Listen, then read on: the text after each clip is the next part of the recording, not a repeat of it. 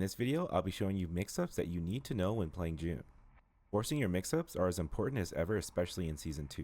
So let's get started. The first move we'll look at is forward 1+2. Now forward 1+2 has a bit of a startup, so we want to start this move at around this range here.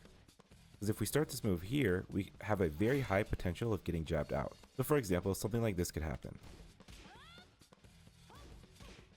So we don't want that to happen. So we'll space this move around here, and then there's a few things we can do.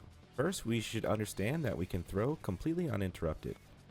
We can do forward 1+2, and with those frames, we can throw. We also have the ability to make moves with, so we can use forward 1+2 and do one backdash.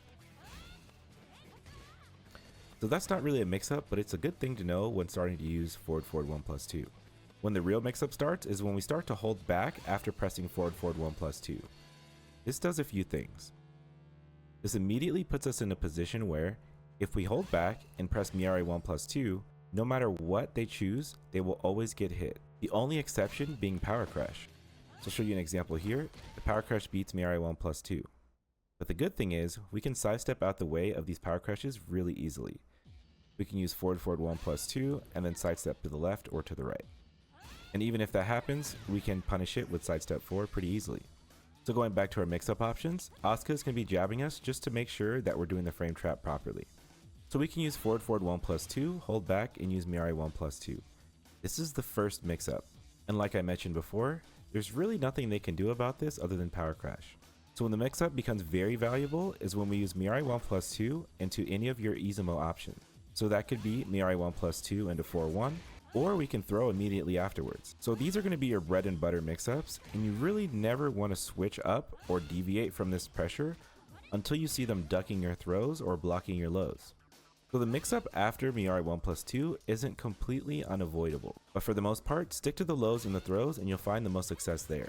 If at any point your opponent wants to duck your Izumo 4-1 or duck your throw, we can now use Izumo 3 to cover that option. Izumo 3 will safely check anyone trying to duck under any of our mix-ups. In other words, we're completely calling them out.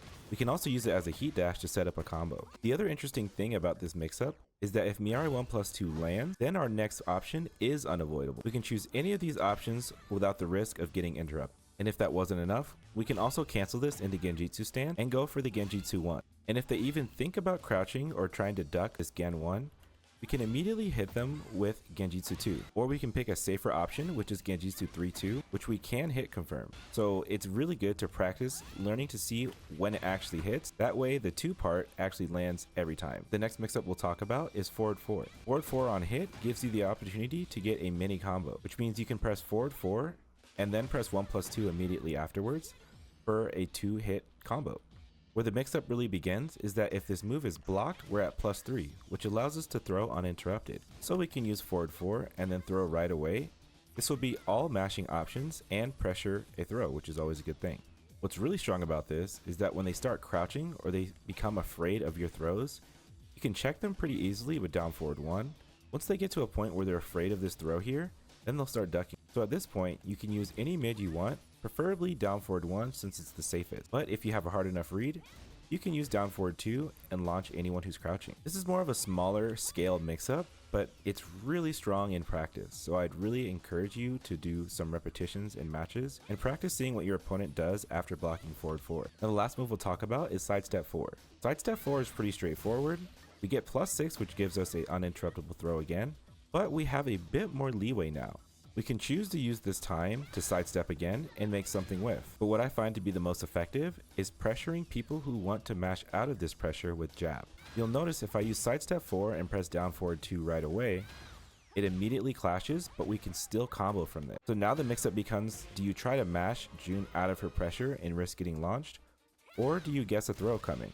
And then of course you also have the looming threat of JUN just sidestepping your next option and restarting the whole situation all over again.